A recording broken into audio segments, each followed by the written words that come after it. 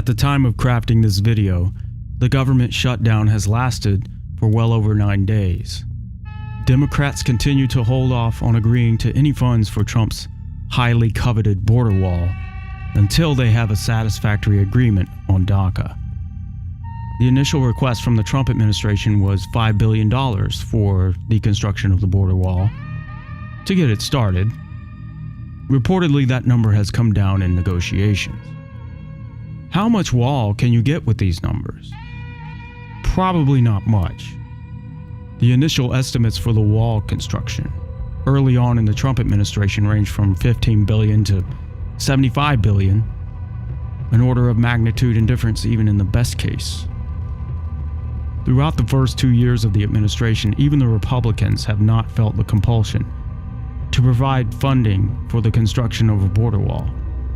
Both Democrats and Republicans have provided funding for border security, with the specificity that the funds are not to be put towards the wall.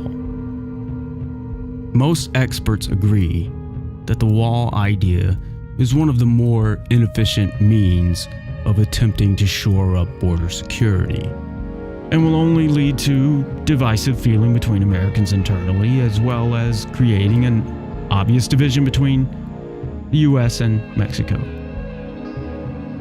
In the face of all this, the administration, along with congressional Republicans, have been more ambiguous with the language when describing the wall's construction, using phrases like wall/border security, wall/fence. This harkens back to a video I put forth after Trump's election, referring to an interview with a border security official. So what does secure the border mean to you? Does it mean not a single person ever gets across? It does. So in your mind, the border is not secure until illegal immigration is zero? It is. Does that mean the border is never actually secure by that definition? No, the border absolutely can be secured. I guarantee that we can secure the border to where we apprehend 100% of the individuals that cross illegally. I mean, people got across the Berlin Wall. People are pretty innovative.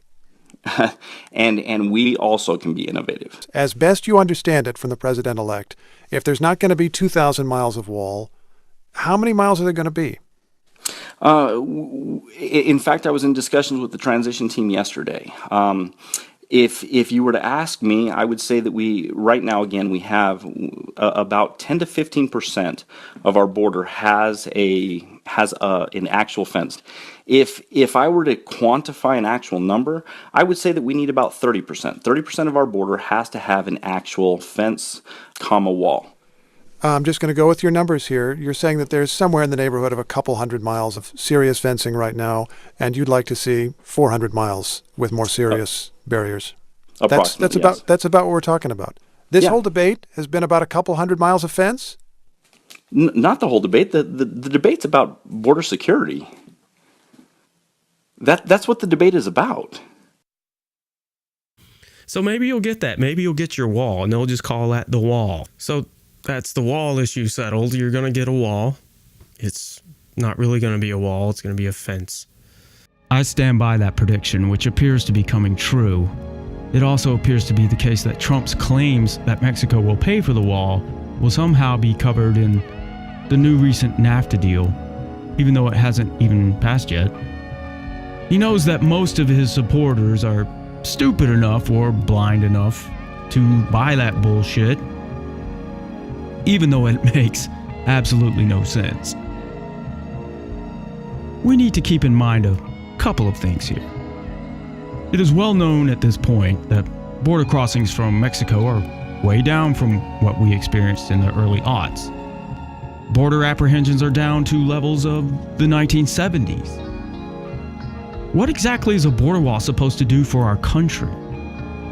The horrendous rhetoric from Trump that caused millions of Americans to throw their support towards him is simply not supported by the facts, much like everything else that flows from the man's mouth. People come to the U.S. looking to find work or be with their family members, not to cause violent crime. In fact, when compared to other cities in the U.S., the cities that border Mexico are monumentally safer. There simply is no problem here of any significance that would dictate spending tens of billions of dollars on constructing a gigantic wall. The claims that the wall will stop or significantly decrease illegal drugs entering the country are also completely unsupported by the facts. Since the overwhelming majority of drug trafficking utilizes official entry points with ships and vehicles. I am fascinated by the complete and utter stupidity of millions and millions of people in the United States that buy into the demagoguery. How could you get things so completely and utterly backwards?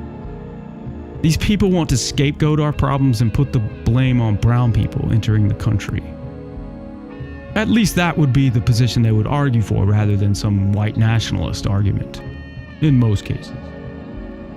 So they'll simply fail to recognize that capitalism is producing these problems by its very nature, and forego any policy prescriptions that would battle against these market outcomes, such as healthcare, job programs, education, while voting for people that will cut taxes on the wealthiest people in the nation as they attempt to also cut entitlements.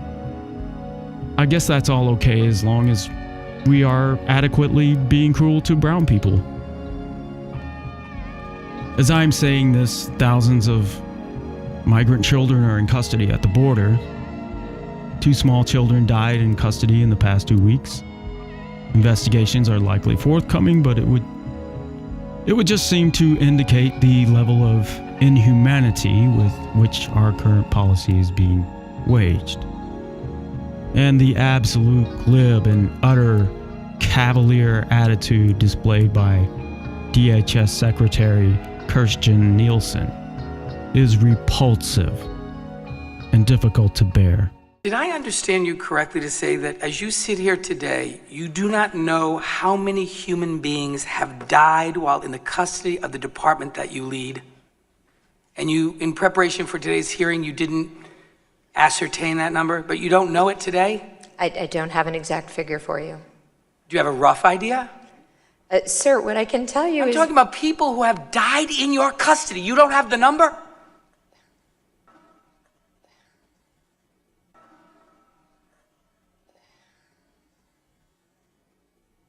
I will get back to you with the number. Okay.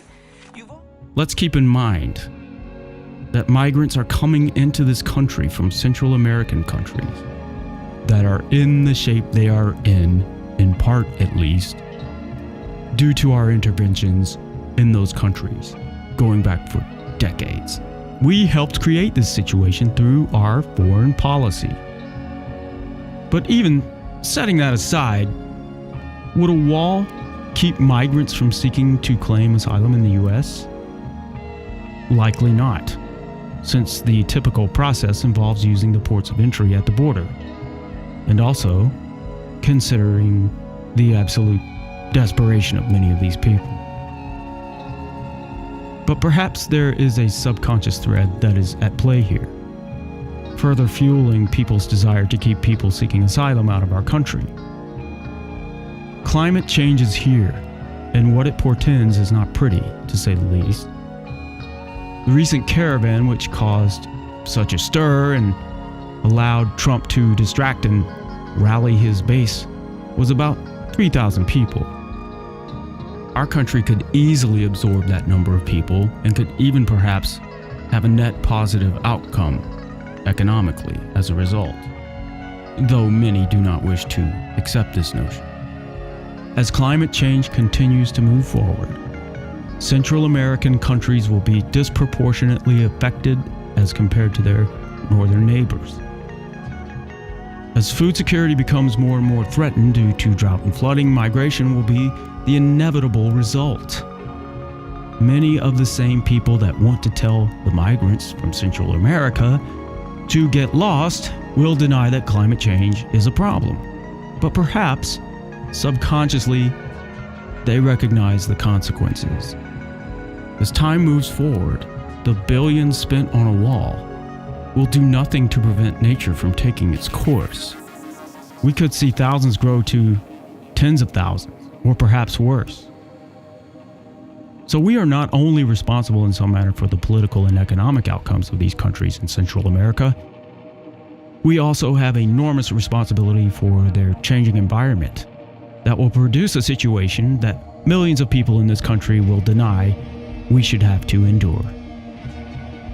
For decades, we knew exactly what we were doing. We knew exactly what we were facing. We knew that poorer countries that were polluting less would pay a steeper price, and we failed to act. We failed to provide the policy changes and the international leadership that would produce a better outcome for the world. And we continue to do so. Meanwhile, we want to construct a massive wall to keep people out of our country, spending billions and billions of dollars to do so, while we deny the very problems that have contributed to the need to migrate in the first place. And we continue to do nothing about them.